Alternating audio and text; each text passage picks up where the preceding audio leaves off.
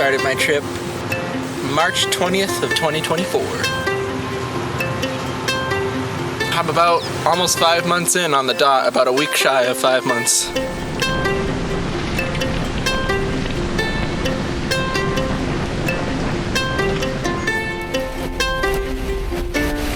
Tomorrow will be my 150th day on the road.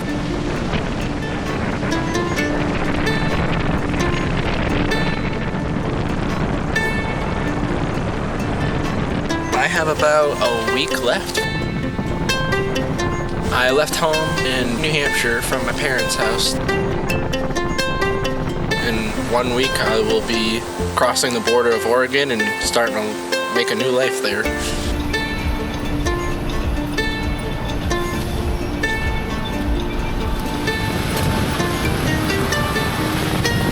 Glacier National Park will be my 40th national park.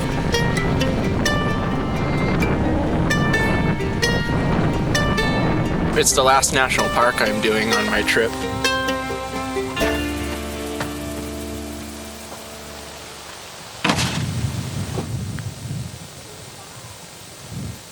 I have a motorcycle and a truck, so the truck has gone about 16,000 miles now. It might do another 500 to 1,000 when I get there, and my motorcycle has gone 6,000.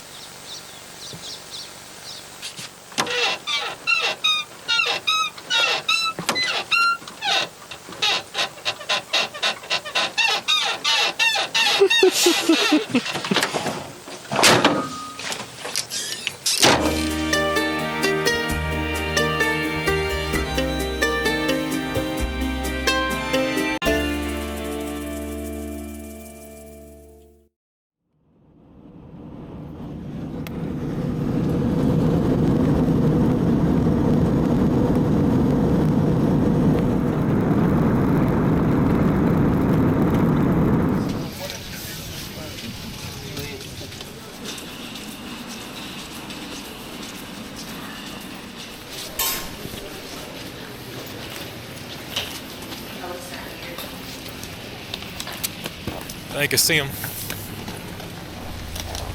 There he is. Hey, what's going on, man? Oh, shit. Good to see you. You've had a beer? You've got me a sandwich and a beer? Hell yeah, thank you. Dude, it is a miracle that I am here right now. The traffic going to Boston was unbelievable. It was like just before 4 o'clock. And I'm like, yeah, the ride to Boston's like just over an hour. And as we're driving, the time just keeps going up. And I'm like, Dad, I'm doing 10 over. And the time, the time is getting longer. My flight was due to leave at 6:30. We pulled up to Boston like just after 5:30. And you know, boarding starts like 30 minutes before. So I'm like, I gotta get through checkout and security in like half an hour. And of course, security is like the slowest line I've ever seen. So I got to my gate for the flight that was supposed to leave at 6:30 at 6:15. And I was like, I didn't make it. And then I get a text like, your flight has been delayed till 7 p.m. I didn't buy refundable tickets either, so I would have just had to repurchase my plane tickets. No. So that was a freaking miracle. Oh my God, I'm so happy to be done with that. Makes a funny sound. That's good to go. I saw the Northern Lights while the Perseids shot through it. It was pretty cool. The Perseids? Greek ass. Get it right. Get it right.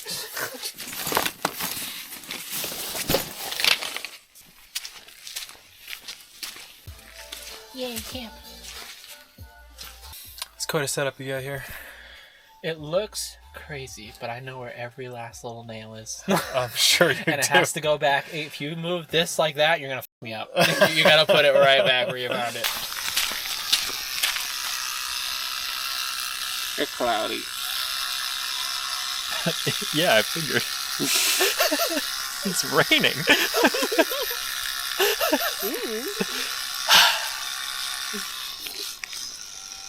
What? Good night.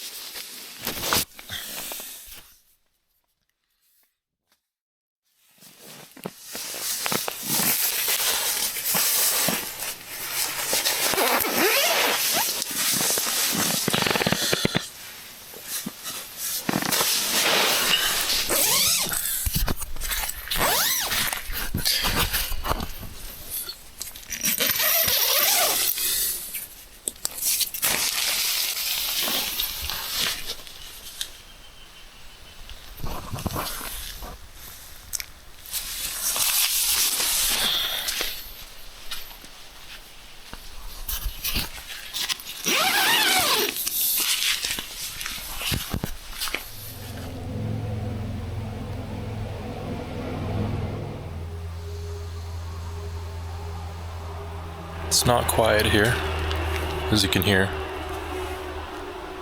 We're right by a pretty heavily used road, but I still slept pretty well. It's a combination of being really tired and having that nice warm sleeping bag. Time for coffee.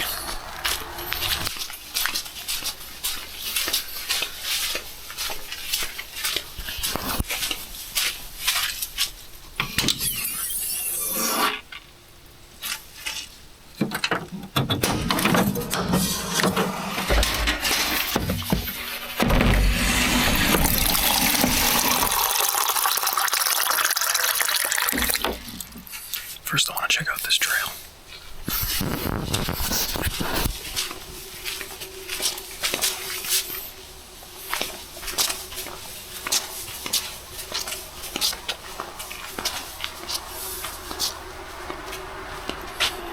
A lot of old man's beard here.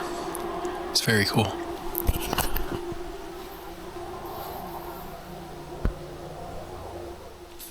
The majority of the trees in here appear to be cedar, which is interesting. I don't see a lot of that back at home. These guys right here. This is a big one right over here. Kind of flaky bark. And all of these. I could be completely wrong because I don't see a lot of cedar trees, but that's what I think they are.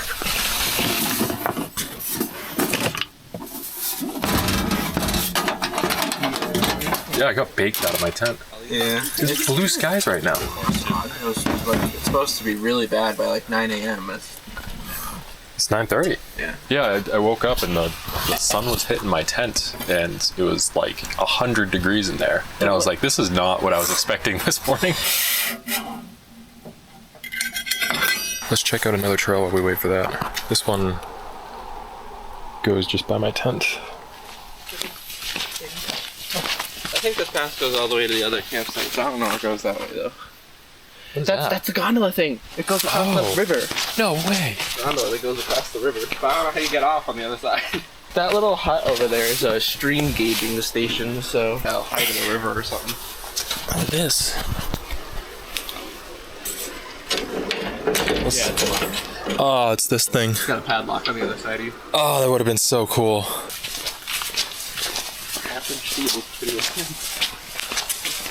Ooh, that's quite a drop. People are going down into the logs and going across. It's actually easier to get down in front of that thing, but not by much. These are all cedar trees. I was gonna say they don't look like normal. These ones with like the vertical kind of flaky bark. And they have up by their pine cones. they have these. They have the little bit. They're the only trees that have like a big packet of these little baby pine cones. Cedars are the only ones like that. Yeah. Yeah, all these big trees are big cedars. It's really cool. I got. Yeah, those are Indian pipes. They're actually not mushrooms or fungus. They're actually flowers, but they're white like that because they don't photosynthesize. They don't have any chlorophyll. They just leach nutrients from the roots and the mycelium layer. Oh, there's another patch one right here. You walked by a couple of them. They're kind of everywhere. Yeah, those are cool. Coffee's ready. Heading back.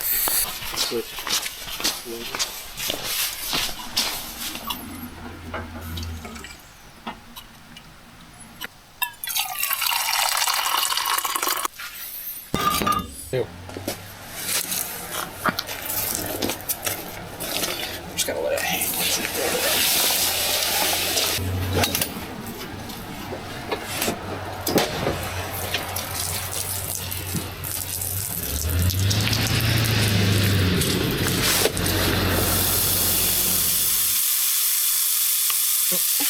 Pancake time!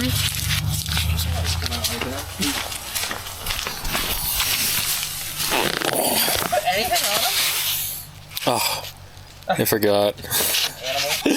And what else got fucking voices in the mouth?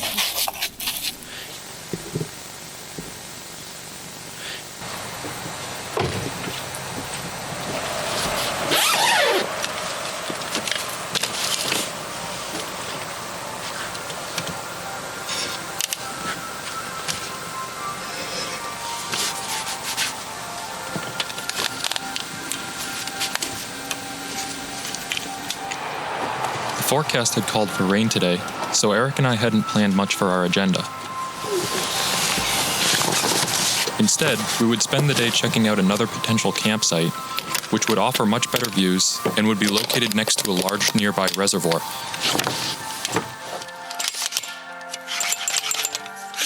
So, with not much else planned for the day, we headed over to see if we could secure a spot.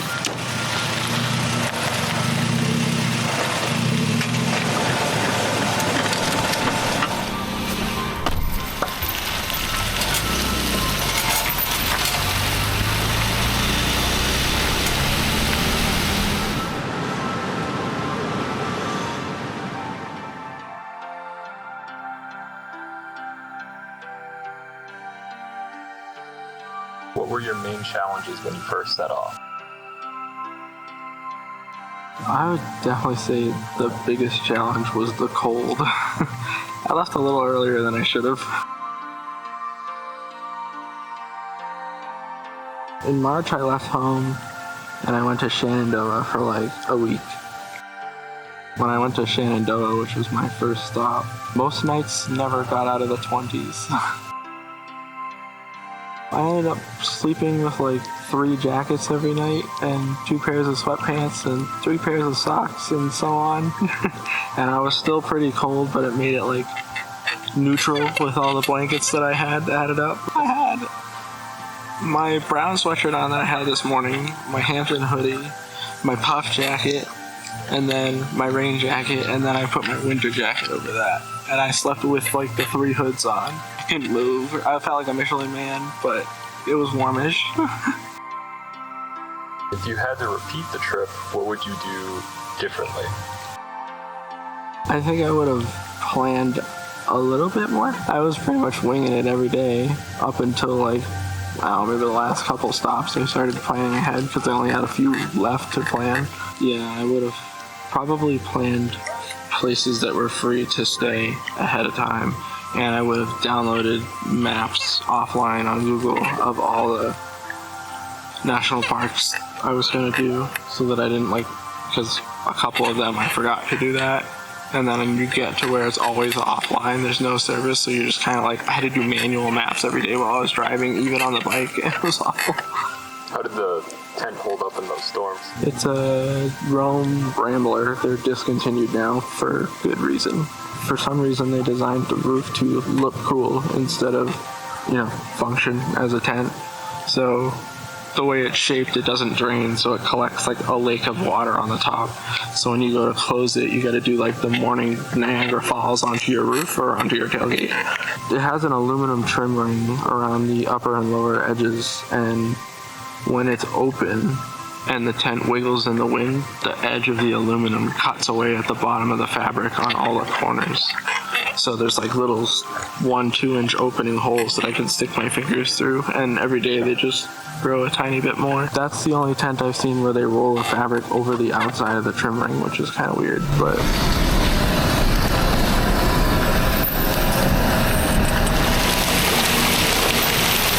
I love rooftop tents. That price alone is worth being 10 feet off the ground when you actually are out here living.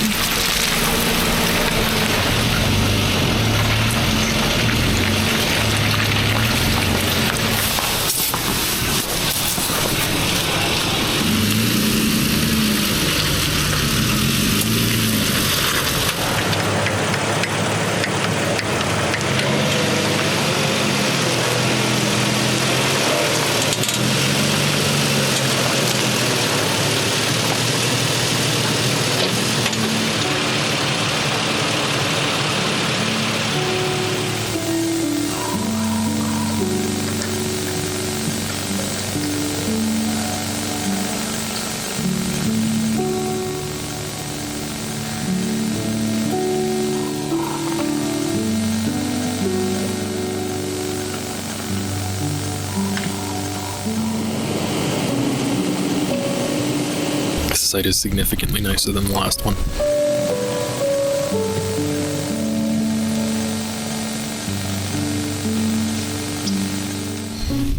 The views are incredible.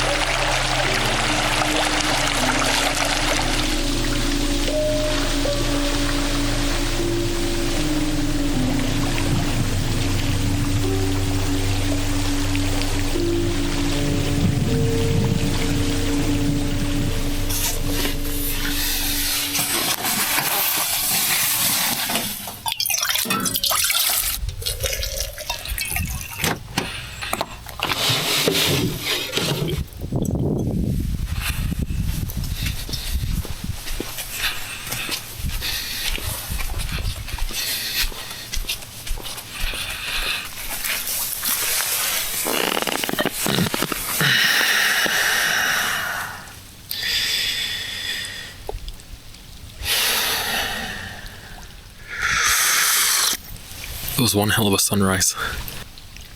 Oh, the cloud inversion and the fog running across the water. It was just tremendous. There was a slight breeze, and it was cool but not too chilly.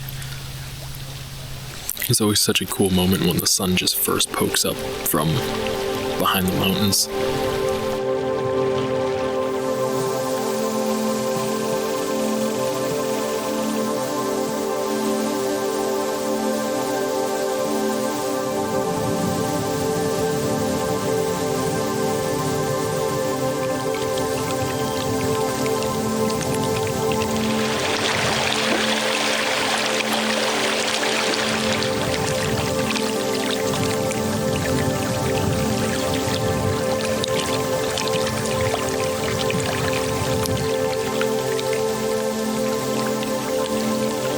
After enjoying sunrise and a slow morning, Eric and I head off for Glacier National Park.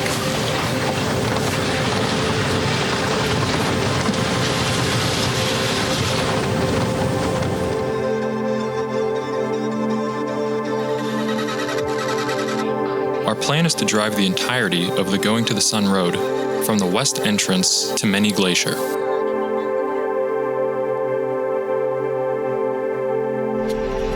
It's only $20 for 7 days. Yeah, that's not bad. Hey, how you doing, sir? Good, how are you? Doing great, man. Y'all need a map today?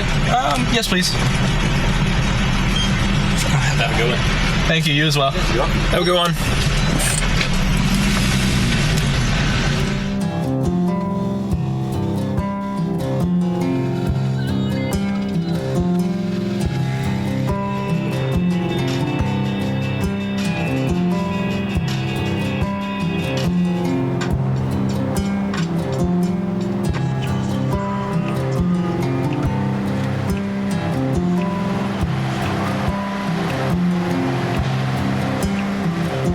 For this trip into the park, we weren't making many stops.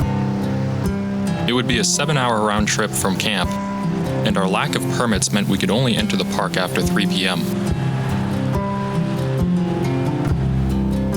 We planned to come back into the park another day, and for this visit we just wanted to enjoy the sights.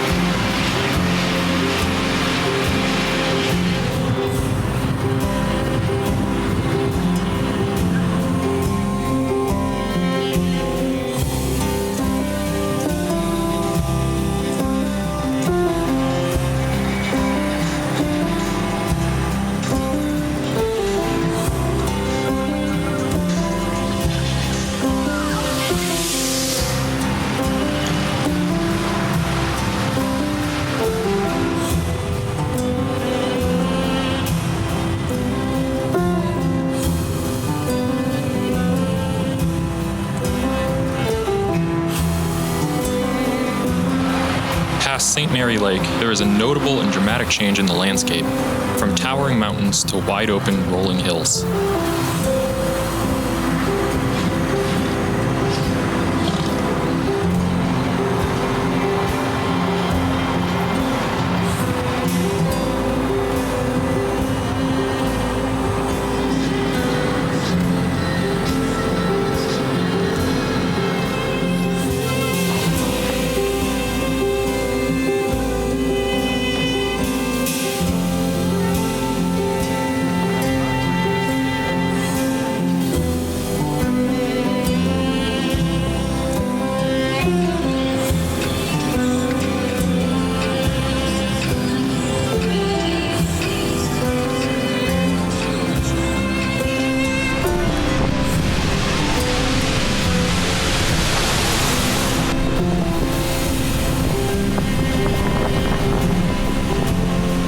The hotel and surrounding buildings of this area are a National Historic Landmark, with their original construction dating back to 1915.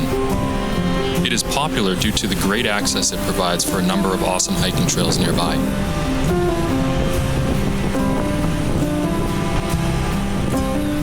It is located at the end of the drive, so here we turn around and head all the way back the way we came.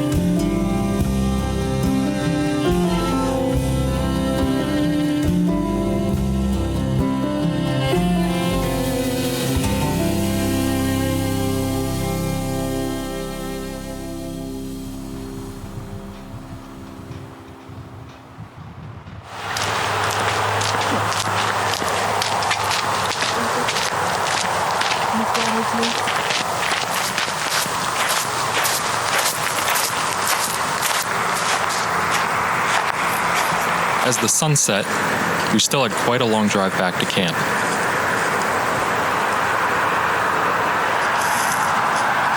Once back, we'd settle in for a calm evening similar to the last.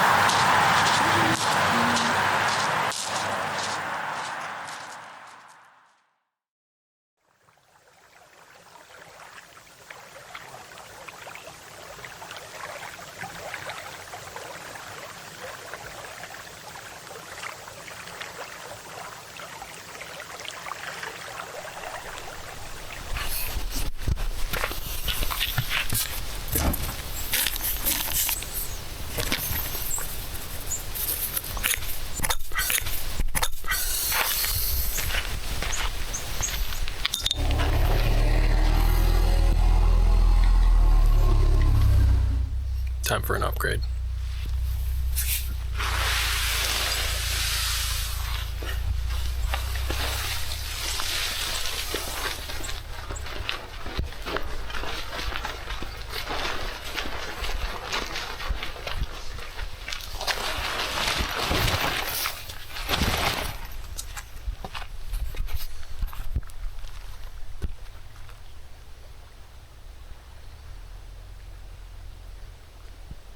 So it's 7 a.m. It's Sunday morning, my third day here, and normally I would be checking out the sunrise that's going on right now, but The very nice gentleman who was camped at the end of this peninsula when we arrived had just left, and that gave me the opportunity to move my tent over here.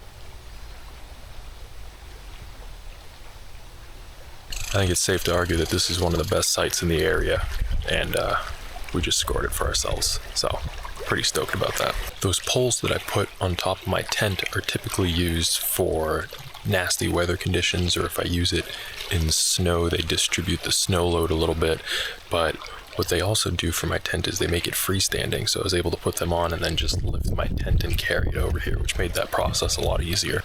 But yeah, this is home for the next 3 days, and I'm gonna be able to wake up to this view for three more mornings, which is awesome. In terms of plans, today's going to be more of an R&R day. We're probably going to be staying at the site today, which is obviously fine with me. Yesterday we drove all the way from the west entrance of the park all the way over Logan Pass and around to Many Glacier and back, and the drive was just absolutely beautiful. But it's also about three and a half hours each way, so we were in the truck for a really long time yesterday. That road, going to the Sun Road, you need permits to drive it between 6 a.m. and 3 p.m. So what we did is we just arrived at the gate at 3 p.m., which worked out pretty well, so we were able to get right in without any permits or passes. Although my legs are a little sore today because Eric has so much stuff in his truck that I'm not able to adjust my seat very far backwards, so we're riding in the hunched forward position for about 6-7 hours yesterday, so I'm a little sore, so rest day is much needed. We're having another absolutely beautiful morning in terms of weather. It's nice and warm but not hot. It's like just a little cool but so comfortable. There's just a tiny breeze. Really ideal weather, and then it gets nice and warm during the day. We're probably going to go swimming today. The reservoir temperature is about 65 degrees from what I can tell online, but it feels really nice. Yeah, I couldn't ask for better weather on this trip. It was a little rainy when I showed up, but it's just been perfect since then, and I haven't been able to get a weather update because there's very little service around here, but I think that this nice clear weather is going to continue through to when I leave on Wednesday morning, so everything is working out very well so far here in the middle of the trip.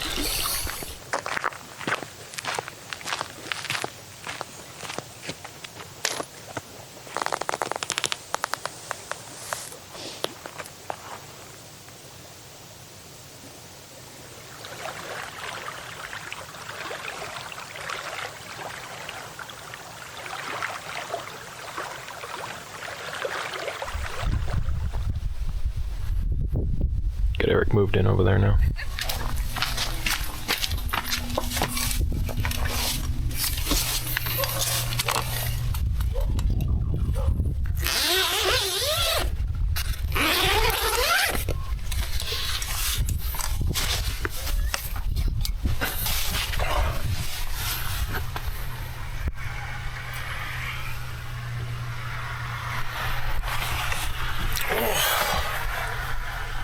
Yeah, this ain't bad.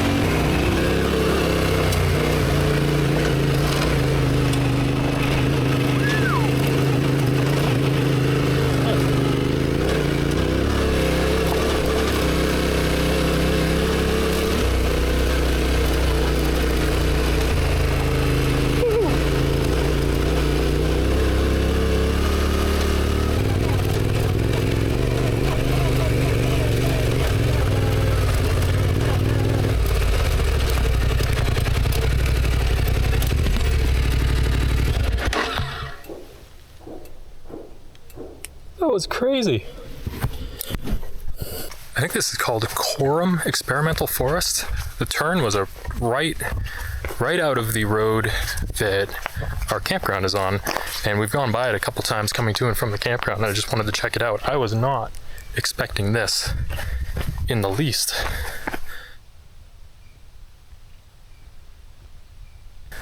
It was about 11 miles, and in half an hour we climbed from 3,800 feet, which is where the lake is at that we're camped on, to now we're at 6,400. So that was pretty cool.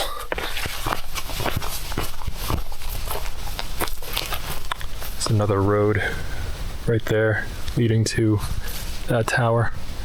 I took a right at a fork to get to this peak, but over on the other side of the ridge, I can see another service station and a spot where the road might actually have a better view. So I think I'm gonna go over that way next. Second station is right there, and it looks like a decent parking spot right on that hump right there.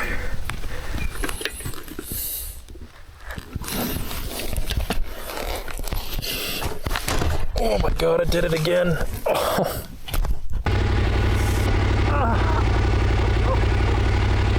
That ain't no hard looking. My knee.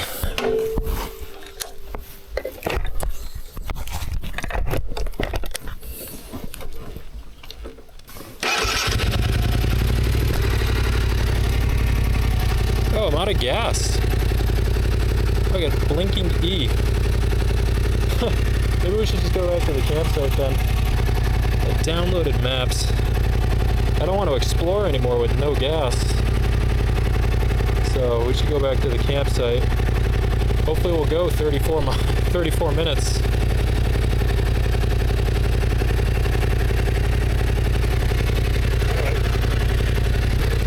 At least it's all downhill. There we go. Maybe I'll ride in eco mode the way down.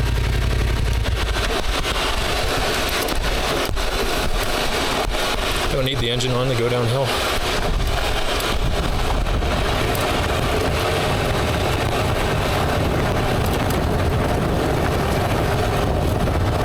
This view is amazing though.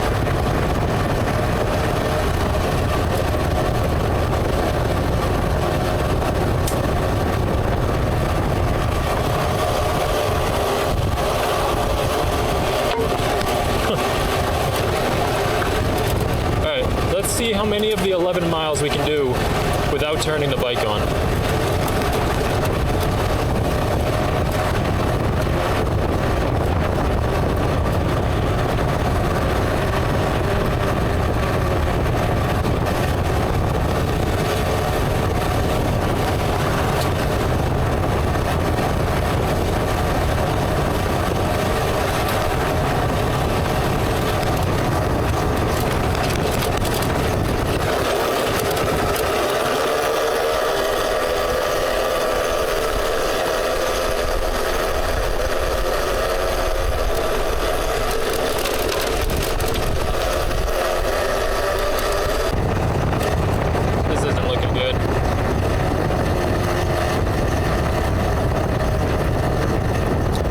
It's uphill on the other side of this. We're not getting over that. Come on.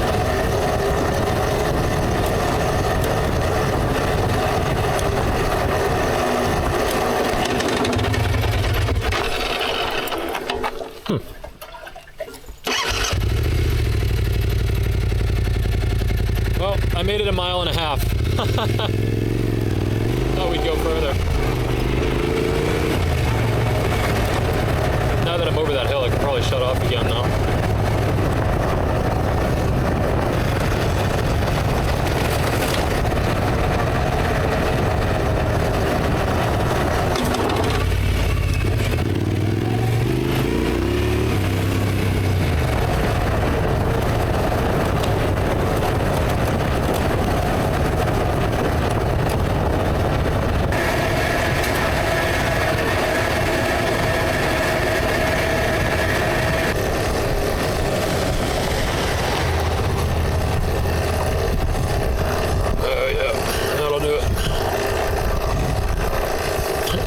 can actually see the parking lot. We almost made it out.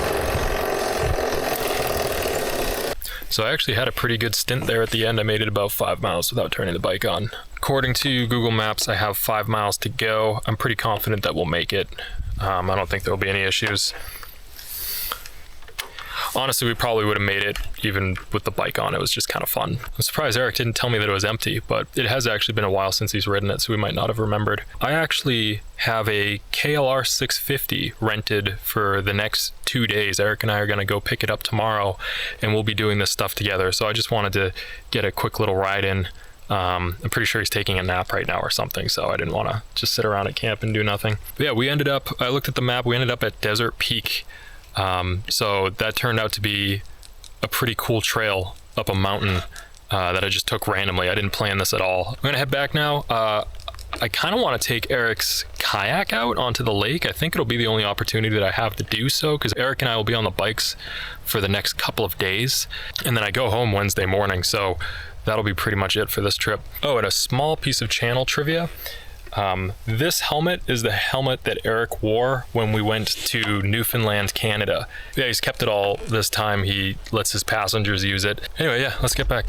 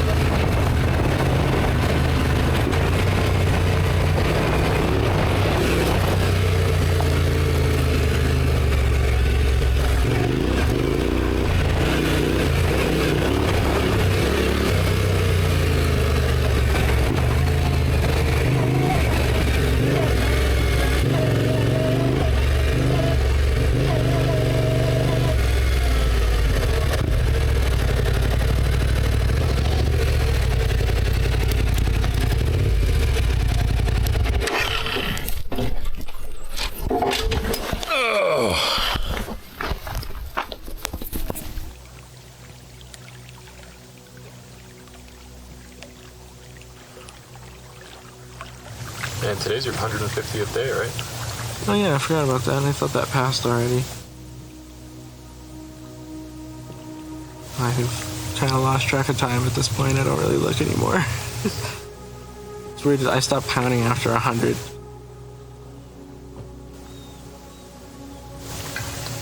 And can you just give me like an overall timeline of the trip you did this year? I started in March, and oh god, I need like my calendar at home. So in March I left home and I went to Shenandoah for like a week, and then I went to New River Gorge in West Virginia from there, and then from West Virginia I traveled all the way south to South Carolina, and I did the swamp in Congaree National Park, and that was like the very last couple days of March into April. And then from there I drove back up to Kentucky and I did Mammoth Caves National Park, and I thought that was cool at the time until I did Carlsbad Caverns later in the trip, but we'll get to that. From there I went to Missouri and I did Gateway National Park, and then from there I traveled down and around to Arkansas and I did Hot Springs National Park, and I caught a giant PR breaking fish called a wiper like a half an hour before I got the best views of a solar eclipse probably I'll ever see in my life while I was in my kayak out on the lake. That was awesome. From there I drove out to one of the most remote national parks in the country, which is Big Bend, and it was so crowded there that I ended up staying on the rest area because I couldn't find a place to stay. And then the next day I finally figured out that I could stay in the state park Big Bend Ranch, like to the left of it, and I could just drive the bike an hour in every day to see the national park, and that worked out. From there, I drove more west, and I went to the Guadalupe Mountains National Park, which was right next to Carlsbad Caverns. That's a forest crackling hopper. They're pretty cool. I did the mountains first, and that's where I met Rosa that I was talking about. We hiked that mountain together and got to the top, and you could see like the salt flats out in the distance and stuff. It was pretty cool. That's where I heard that crazy weird like vibration like humming when we were hiking up the side of it. It felt like what I would imagine an earthquake would sound like if earthquakes made noise and didn't just shake the ground. But yeah, I like literally was like, am I going crazy? So I like look back and there's like 10 people hiking with me, and I'm like, everyone else hears that too, right? I'm not crazy. And they're just like with all like wide eyes and fear, like, It happened for like 15 minutes straight, and then it just disappeared. Nothing ever happened. It was like a nuke went off in the distance. It was crazy. Then Rosa left. She moved on. She went to White Sands. She was moving way fast. She was doing the same stuff as me in order, but she was moving like twice as fast as me, so I knew I would never catch up to her again. I did Carlsbad, and I ended up doing the like do-it-yourself tour, and it was like 2.5 miles or something like that. And that was the coolest cave I've ever seen in my life, still to this day. That was crazy cool. And you could do it by yourself too, on your own schedule for like, without a national park pass, I think it cost me $1. Yeah, that was awesome. From there, I went to White Sands, like towards the end of April now. So White Sands, I was at White Sands for about almost a week, but not quite, like just a working day week, 5 days. White Sands was cool. Like I thought, anytime I see something like that I've never been to, because I'm used to this, like trees and lakes, and you hear something about White Sands and you see pictures of it, and I'm like, Photoshop. Like, it don't look like that. I got there and I was like, white cars in front of you would disappear. You would just see like 2 sets of taillights. Like, it was wild. It was just that white. From there, from there I did Saguaro, which was like the one thing I was like the first thing I was looking forward to, like big time, even more than Big Bend. And that was those giant friggin' 20, 30 foot tall cacti. While I was there, I also did Picacho Peak and the Superstition Mountains. I was there for a while. That was the first place I stayed more than 6 days. Most places I stayed like 6. Big Bend I stayed like 7. But this place I stayed 9 or 10, I think. So I was there for a while. And then from there I went to Sedona. This is gonna be a long video. From there I went to Sedona, and that was like the first week of May. And from Sedona I went to the Grand Canyon. From the Grand Canyon out to Cali, or Southern Cali, like Joshua Tree. From Joshua Tree I went to Death Valley in like mid-eastern Cali. And then I did Sequoia National Park, I came in and saw Mount Whitney, and then went around and did Sequoia National Park, and then Kings Canyon.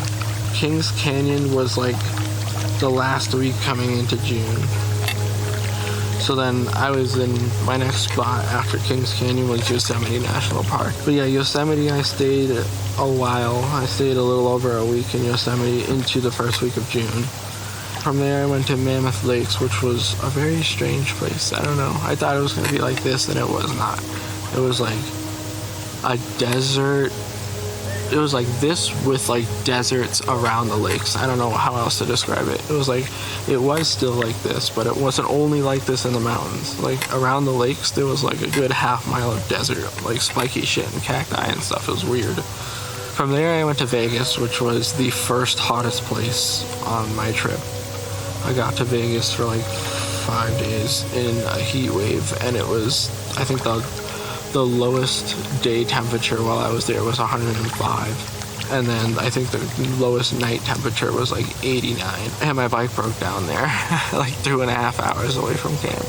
I was riding Atlas all the way to a fossil national monument in the north end of Vegas, and I was staying in Poverty Flats way down in the southeast corner, so like opposite, basically diagonally.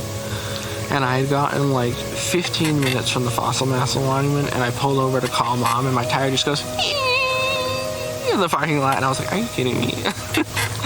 It was so hot that the side of the tube melted inside the tire.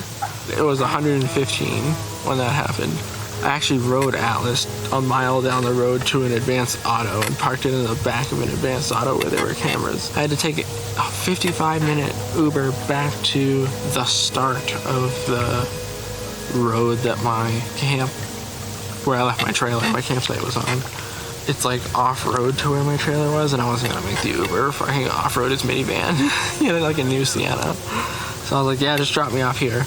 I wasn't thinking. I open up the door, hop on the ground, he drives off, and I was like, my campsite is about a mile away from here in the open flat top of a plateau, and it's like this. And I looked down and it's 109 degrees, and I was like, oh, what did I do? I hiked a mile and I was baking. I was like, this is great. Oh, that was awful. And from there I went to Zion, and Zion was really cool. I was glad I got to do Angel's Landing in Zion.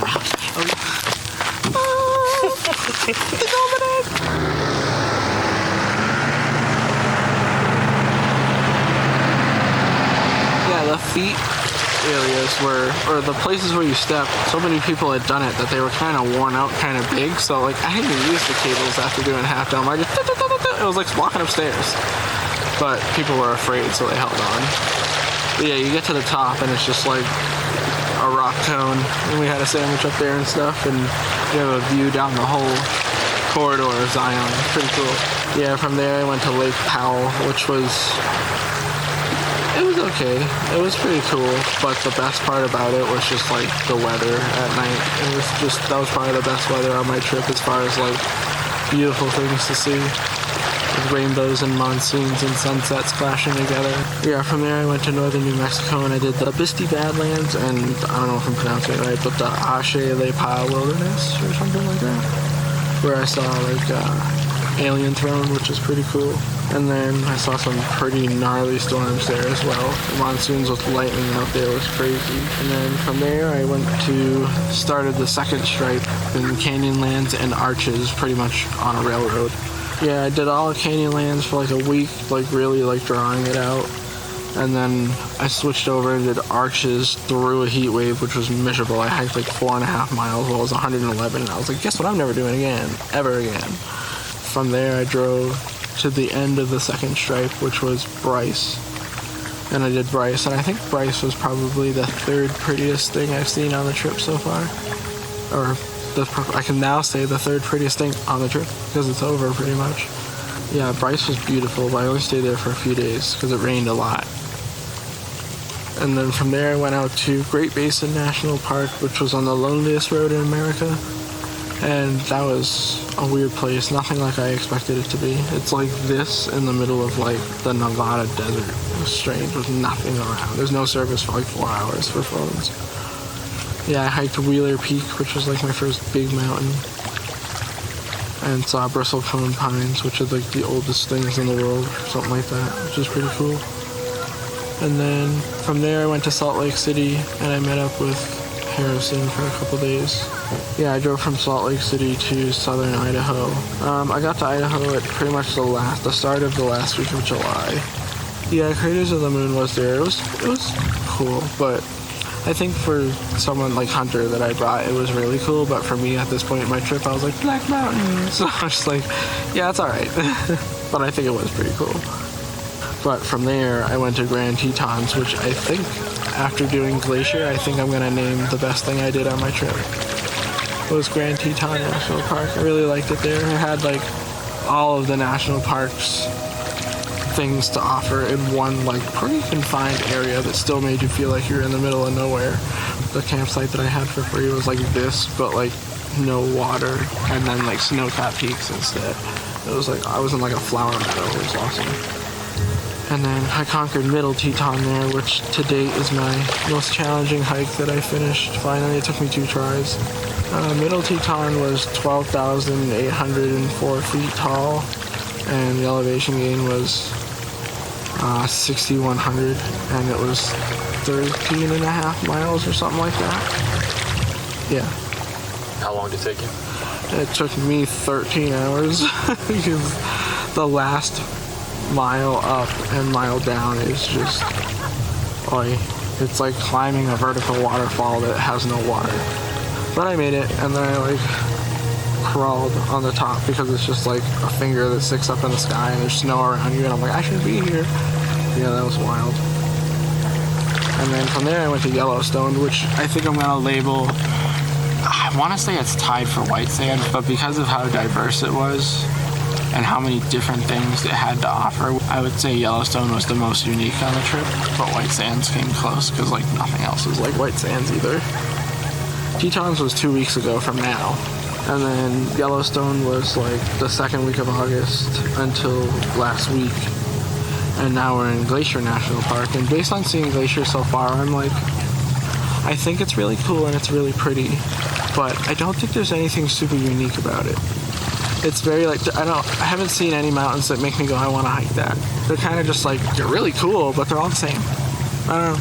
It's just my take on it, but you can't beat the campsite though. I have no complaints. Don't get me wrong. There was a lot of hype around this national park, and then you go in with crazy high hopes, and if it's even a little less than that, you're like, yeah. So.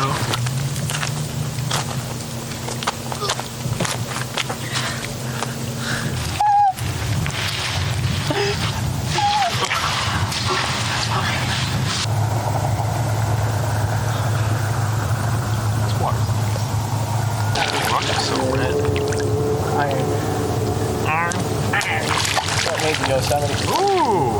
That rock was round. I gotta build up the jump. Oh my god.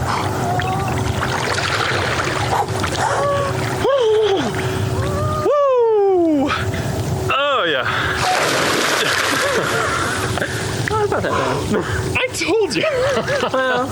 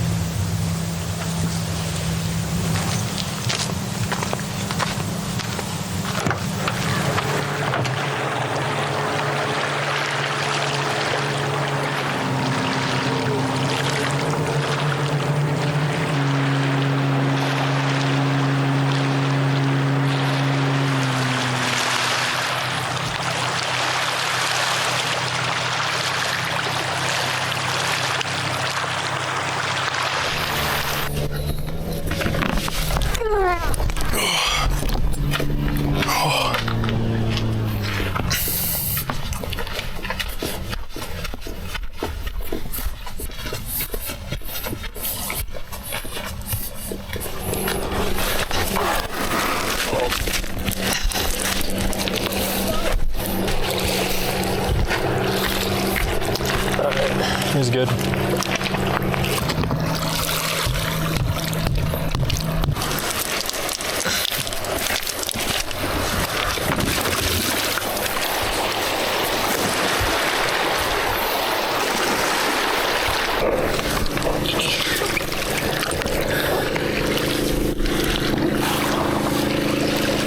Hey!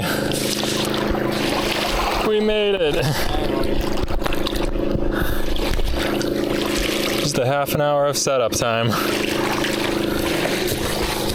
Oh my goodness.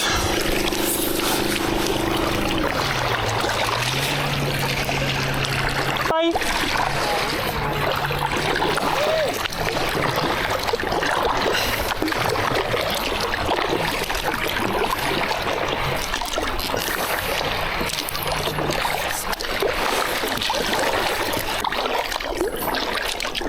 The water in this lake is so beautiful. It's this kind of turquoise green color. It's pretty incredible.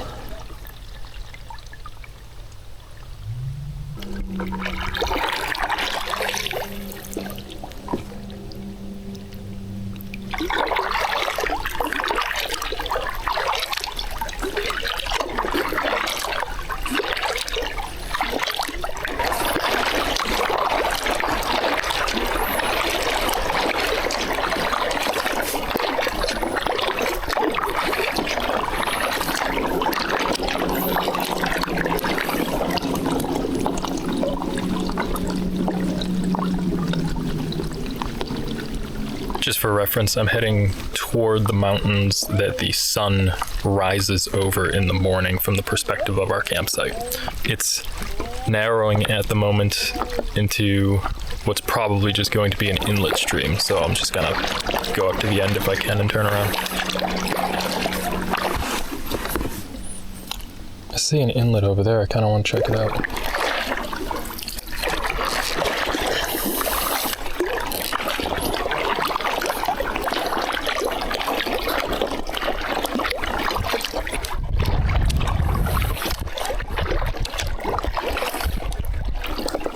Wow, cold breeze is coming down from there. It's actually pretty chilly. Very hot out there. And this is just very, very cool. I think this tree laying down might block me from getting in. We'll see.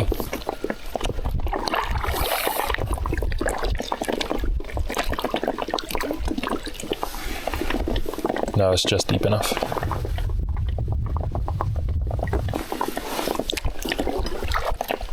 Oh, it's chilly in here.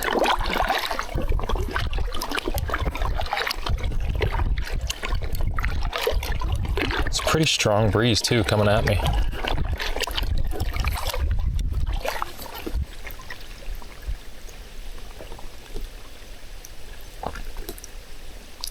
I can hear water coming in, but it's underneath all that rubble there. Can't really see it.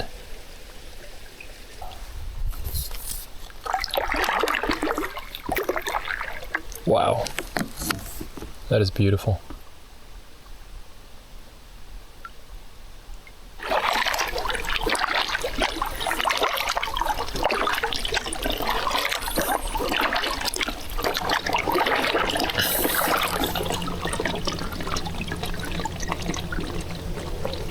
It's funny how the boat noise just gradually comes back. The sound must be funneling down.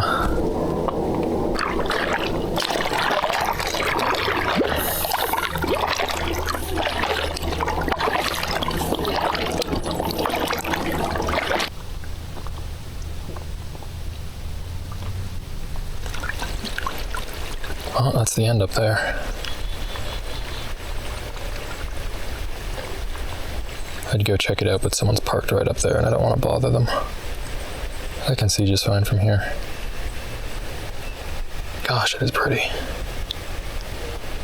So this is the terminus of the far eastern inlet of the Hungry Horse Reservoir that we're camping on. Maybe terminus isn't quite the right word because I'm sure there's water sourcing miles back from here, but this is as far as is navigable by boat anyway. There's another inlet like this that seems like it's about the same size that we passed by on the way here that's kind of a northeastern inlet, so I think I want to check that out next. That's going to be on the right as we head back.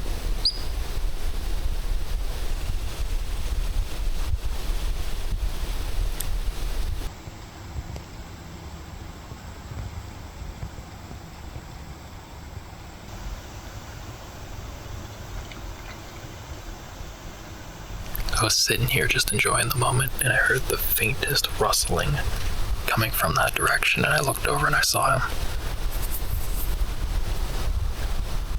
It's just a deer, but it is still kind of cool to see. That sound is the sound of boat wakes crashing against the shore. It sounds so dramatic because of the funneling effect in this inlet.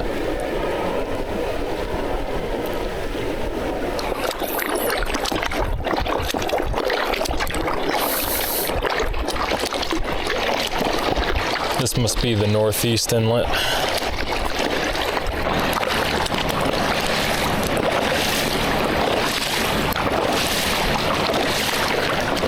You can see all the trees falling into the water here as the shore of this reservoir erodes away.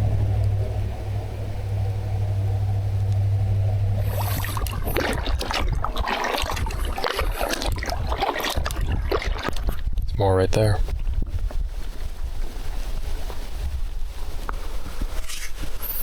Last time I paddled in a place like this was when I brought my paddleboard to Jasper National Park.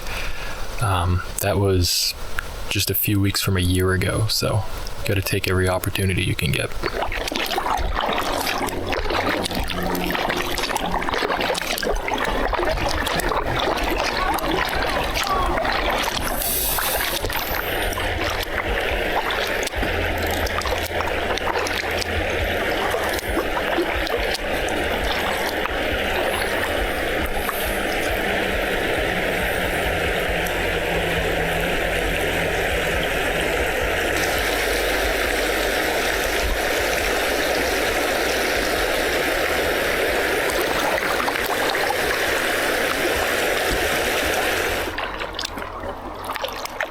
So I think what probably happened here is the dam that created this reservoir was built, the reservoir filled, and now this shoreline that didn't used to be a shoreline is just slowly eroding away.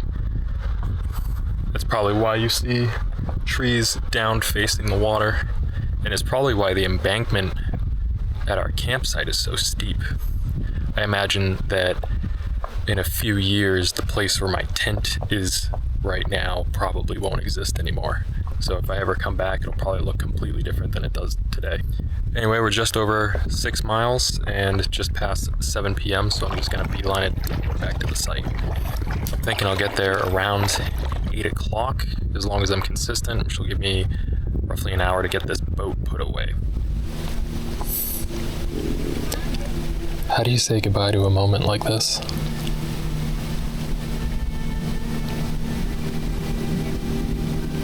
If I sit here, it stays. The minute I pick up the paddle, it ends.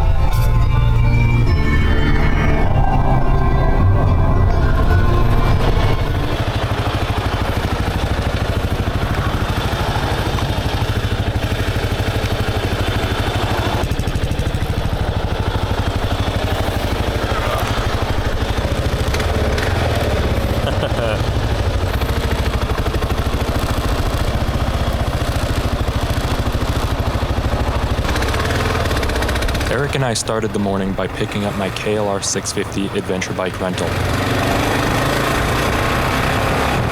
But before we could go back to camp, we had to stop at a well-known local water source to refill our containers.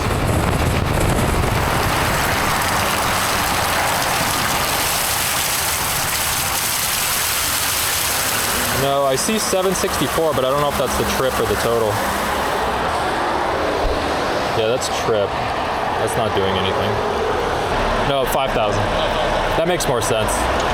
Yeah, that's 1,900, not... That's probably his oil change. Oh, I didn't see the dot. Yeah, so 5,000 total. And it's slow. I mean, it's a signal. It's 650 though. Air-cooled signal.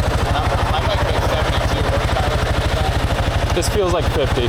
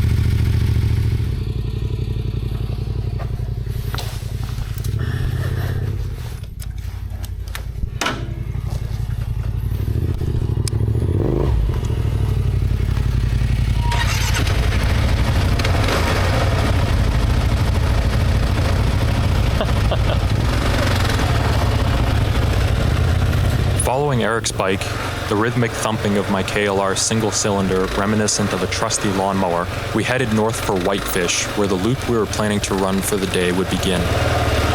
The company I rented the bike from had informed us of this loop, which visited the summit of a couple moderately sized mountains and gave us the opportunity to stop for lunch in Polbridge, which, amongst other things, featured a saloon and a gas station if needed. The total loop length was a little over 150 miles, but we'd have the option to bail out down the highway on the western portion if run counterclockwise, which would significantly cut the length if needed.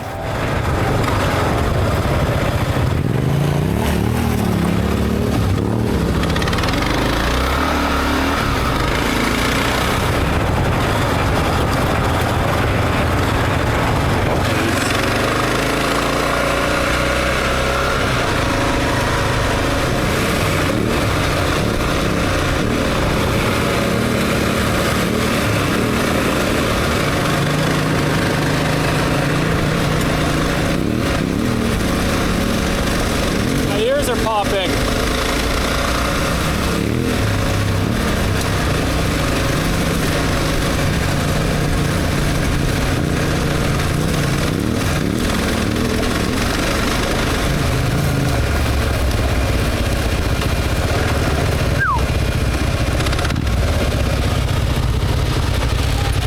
That's where we're going.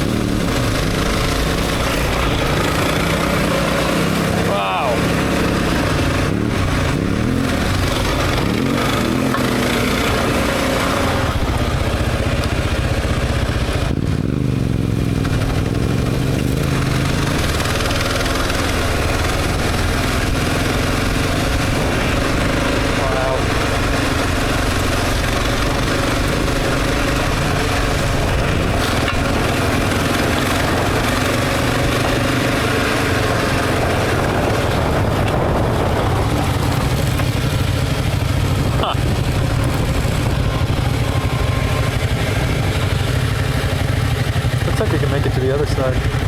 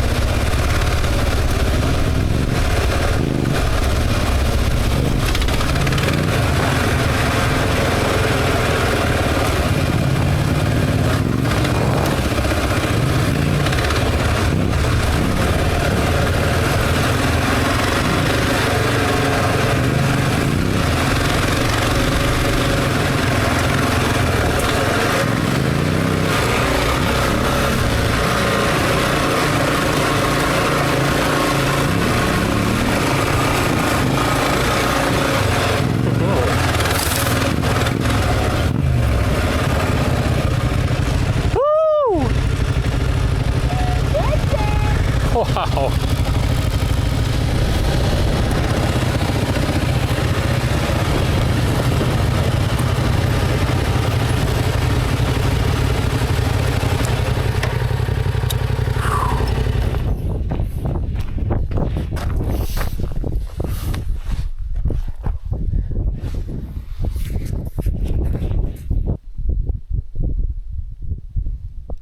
6,700 feet.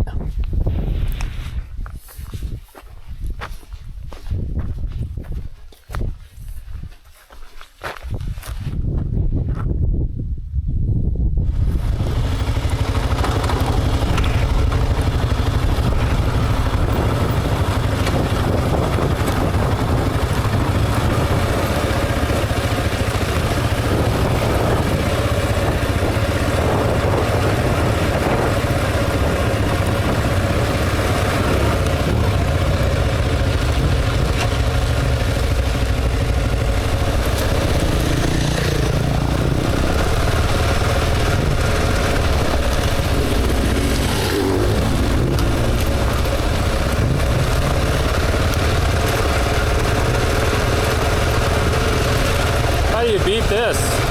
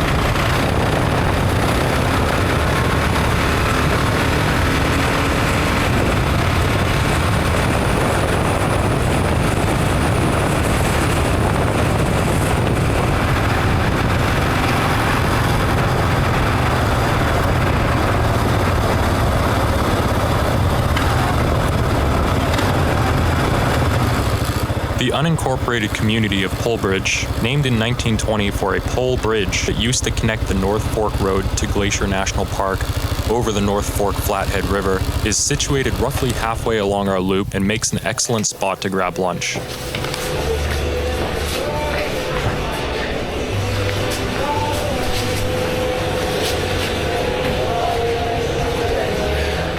Settlers were drawn to this region in search of coal, oil, and other minerals roughly in the 1890s, and more arrived in Polebridge after 1910 when Glacier National Park was established and further settling in the area was no longer allowed. The Northern Lights Saloon, where Eric and I stopped for lunch, was originally a cabin built in 1912 by Bill Adair, who took advantage of the Homestead Acts of the time. Adair would go on to build the Polebridge Mercantile General Store 2 years later.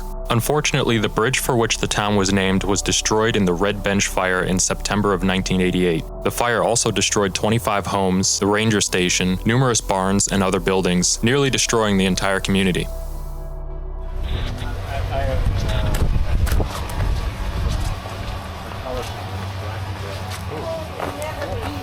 What a piece.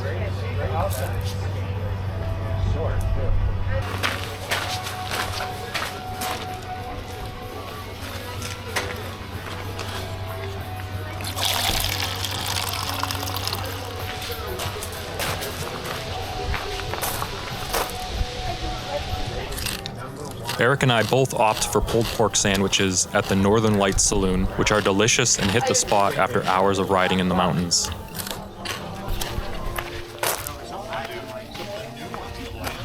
Can I pet your dog? You bet, absolutely. She may choke on you.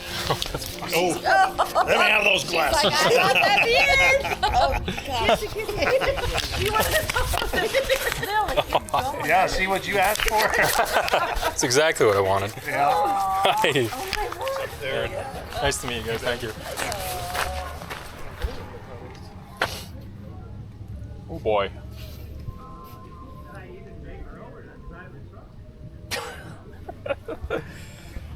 We're getting wet.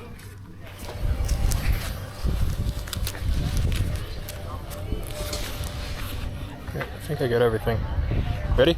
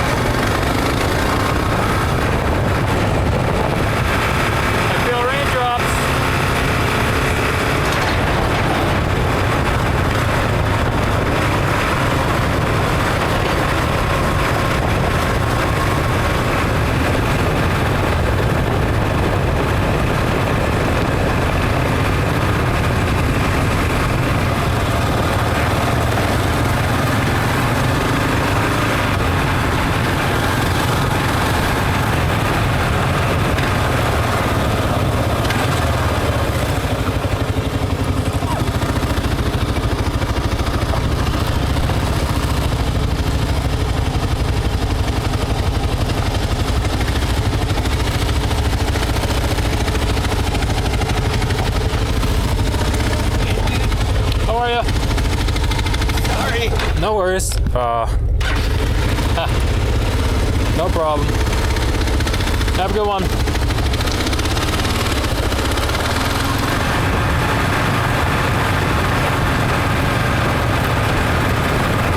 The sun's out.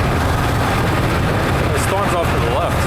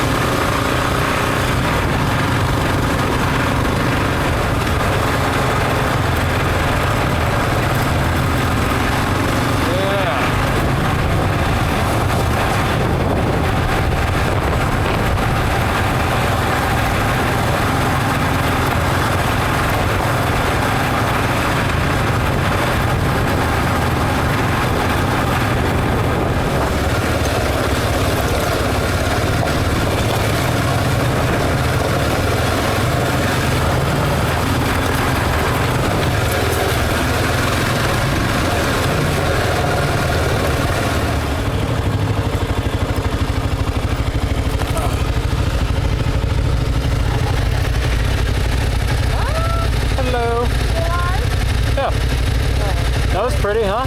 Yeah, that's pretty cool. That was gorgeous. Just going down a mountain valley. Oh, I'm gonna spin around and use that river with my microfiber. I can't see. Okay.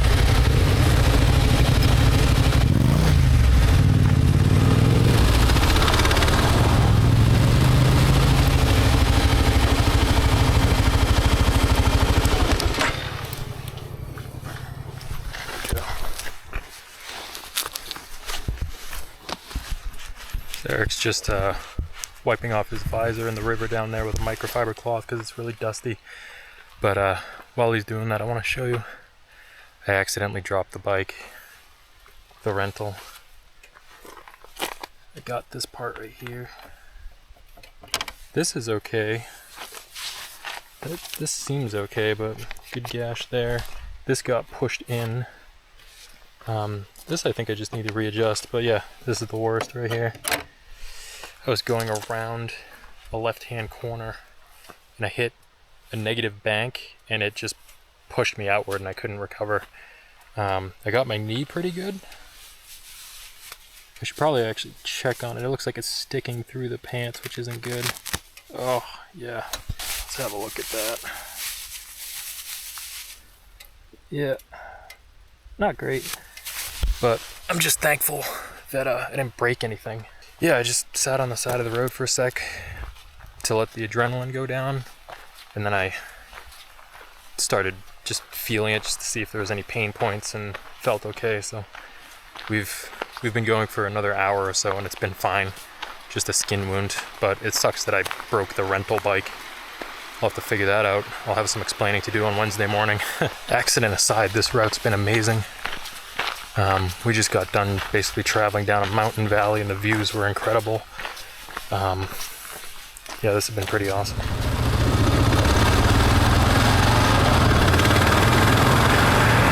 I just checked the map. We're about 80 miles in, which is only halfway for this route. This route's 155 miles. Highly likely we get back in the dark.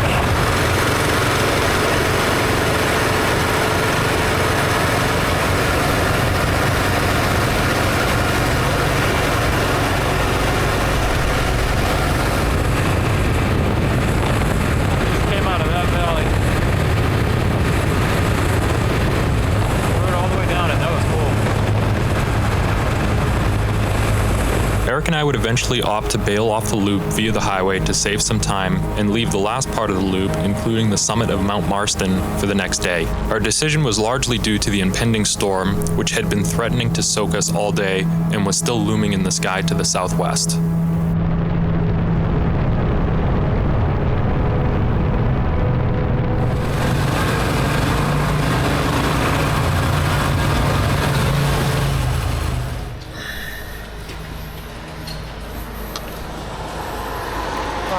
Hi. Yeah. I don't know what direction we have to do to get back, but oh, straight towards it. Nice. Yeah. We're gonna grab that. Yeah, we're getting wet. We've been due for it all day, so. Yeah. Oh.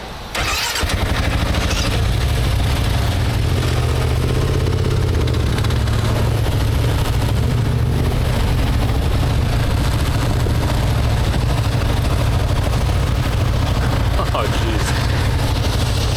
That's gross.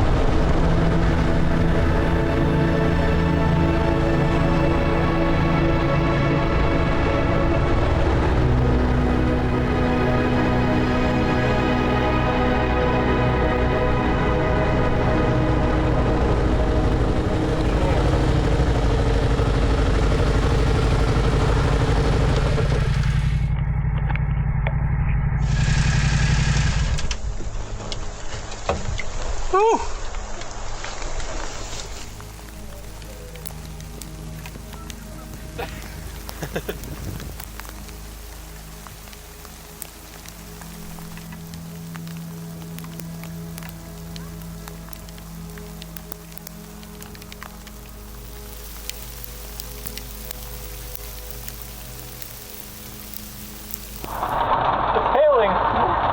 It's doing more than that.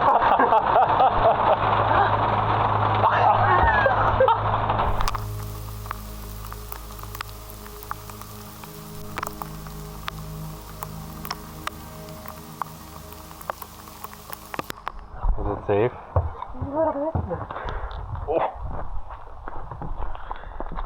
That was crazy for a second. Whoa.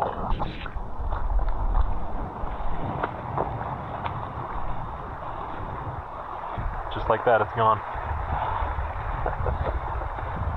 That's cool though. Yeah, that's a special event, I call it. You don't see those very often in the trip. Oh, that's special, alright.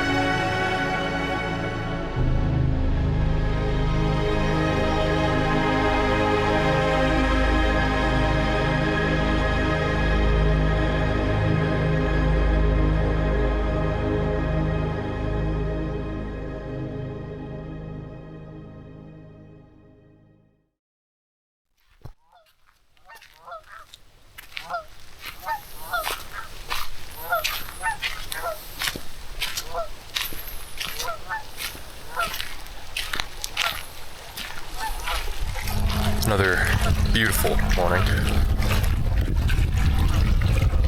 here in Montana. So this morning we were supposed to go back into the park and do some hikes. I think Eric mentioned doing Grinnell Glacier, but we don't have permits. We didn't really prep ahead of time.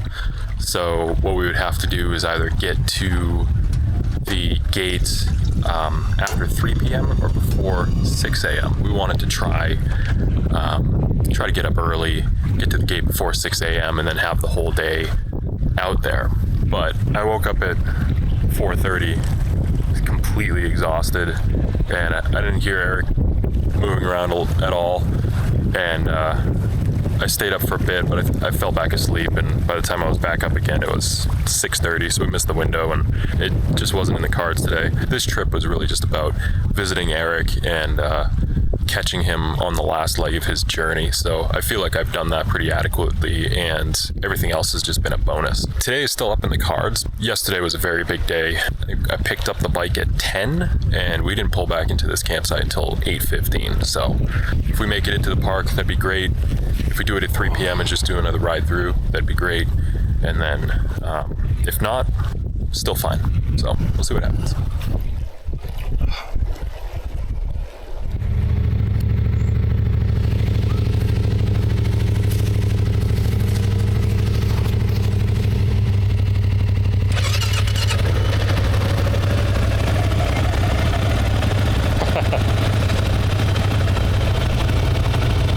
Ready?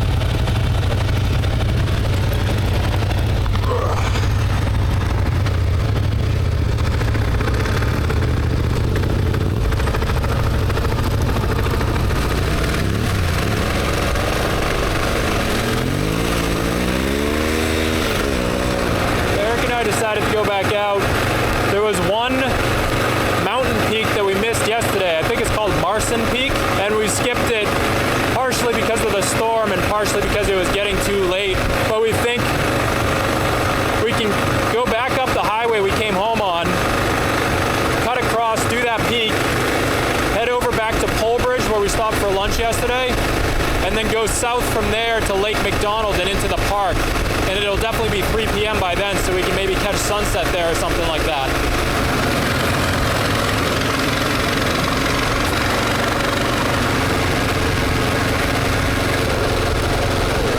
Hit full screen and then swipe down on that box by that's the best I've gotten it. So now you have the blue arrow and now it'll just follow you. Alrighty. That's the best I can get it to do. So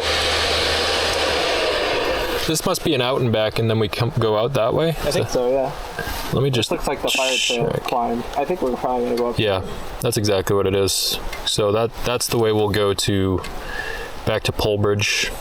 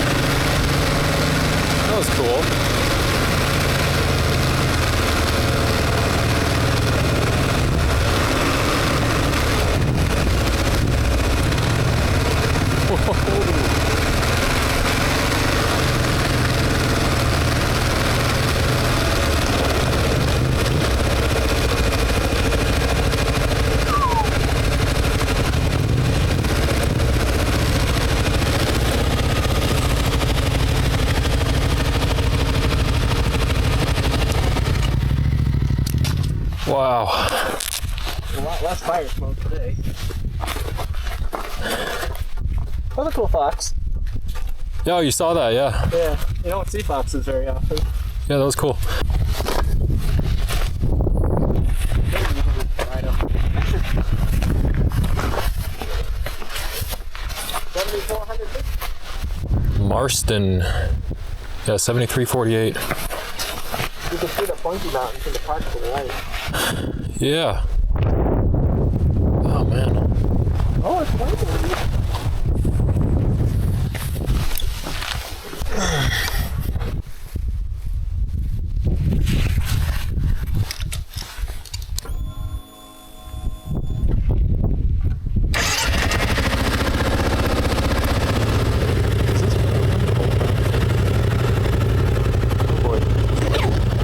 Stuff I lost.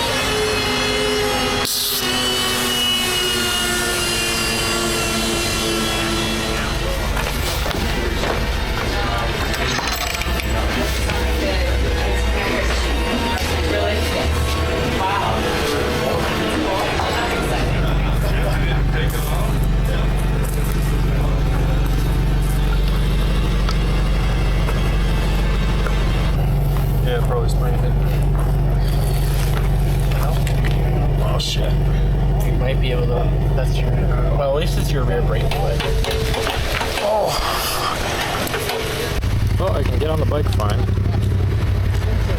And I can back up. That's good. I think we're riding out of here. Good stuff. I can't catch a break, man. I was stepping down from the porch of the saloon after we ordered our food, and to try to keep weight off of my left knee, I put all of my body weight onto my right leg as I stepped down, and I guess I stepped on some uneven ground and rolled my ankle outward wicked bad. And within 5 minutes, my ankle was swollen. We could see through the sock that it was swollen.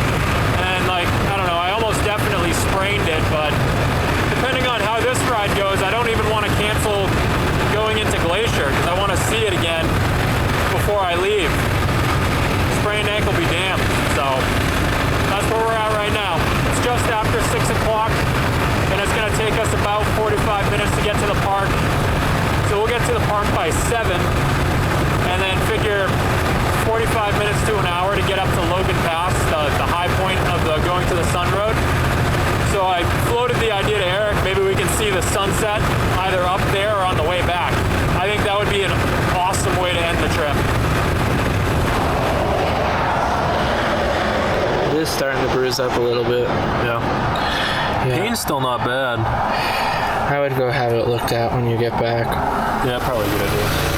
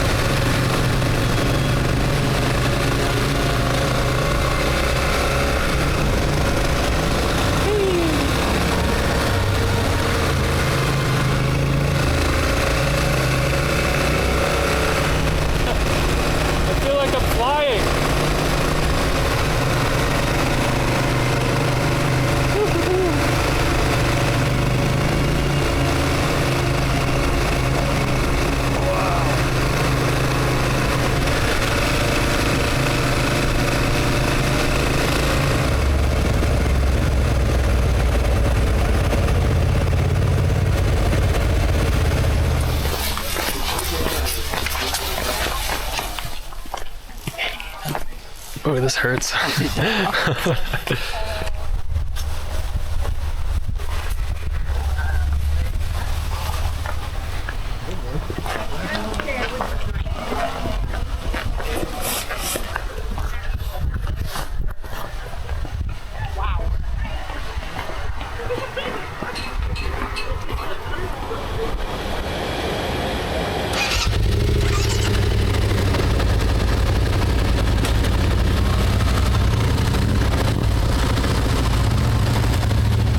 My journey home pretty much starts now. Everything I do from here basically gets me closer to home.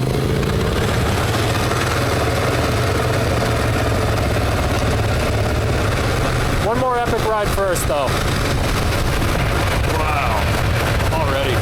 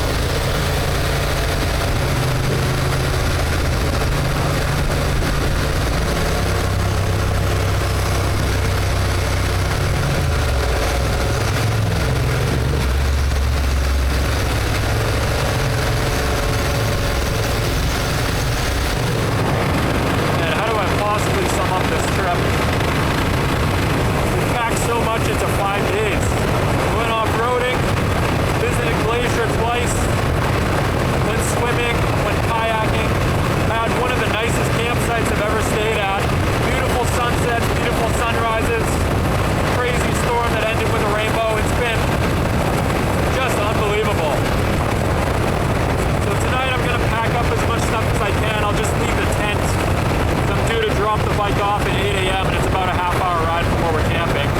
So we'll leave the site at about 7:30, drop the bike off, and then I think Glacier Airport's maybe another half hour from there. And then I land in Boston, I think just before 10 p.m. Eastern time.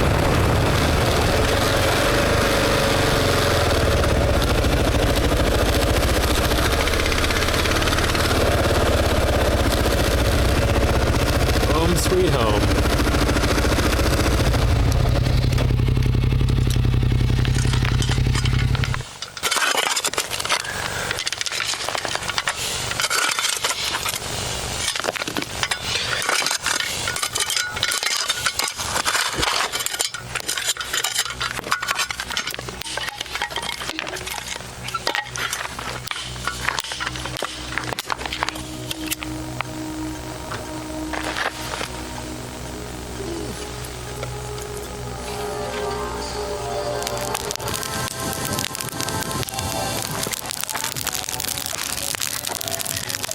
What were your biggest challenges on this trip? I'd say the first thing that comes to mind in the beginning was power. I was struggling with heat from the desert, was overheating all my equipment, so I couldn't keep up with power because my solar panel and my fridge and my battery kept overheating. My least favorite location was Joshua Tree National Park. I hated that place. I only wanted to stay in free campsites, and the only free campsite I could find that was close to it was right on the southern border, and it was in between, it was like a desert bank up to a mountain range, and then the highway. So I was just in this like desert patch in between the mountain and the highway, and it also happened to be like a mountain valley that went through that the highway followed, and it made it like a literal wind tunnel. It was like 35, 45 mile an hour winds every day, and it was over 100 degrees. That was awful. My favorite location, honestly, has been the last few, really. It was originally Yosemite. I got really lucky in Yosemite, and that was my original favorite location. But after the last few locations, I think I have to say it's probably a tie between Yellowstone and the Tetons. I liked Yellowstone the most because of its uniqueness, but I thought the Tetons was the most, I don't know, it had the best hikes and it was the prettiest. Is there anything you missed from the 40 feet? Xbox. I guess from the outside in, you would say this is a really simple life, but I miss how simple my life was. It was, you just wake up and walk into a shower and go to work. But now it's like, yeah, it's still simple, but every day is planning and set up and take down and clean up, and you gotta make sure everything's 100% all the time. You make one mistake and you'll lose big time out here. Every little thing you let go, and every time you feel like you don't want to do something, there's just more stuff you have to do all at once later on.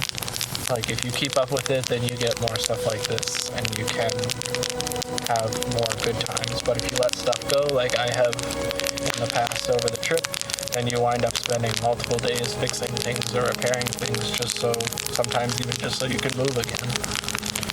Thank you for letting me visit you and hang out with you, and thank you for carting me around and showing me around.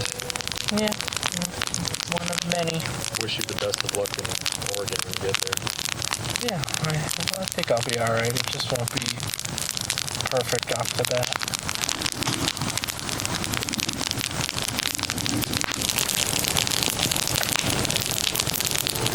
So I'm like, are they gonna do it the weekend before, or the weekend after, or during the week? Like, I don't know what they're gonna do. They'll figure it out. But what they do will decide how long I stay at home when I visit. Because I want like 1 or 2 days with the parents. I'm coming after Christmas Day though.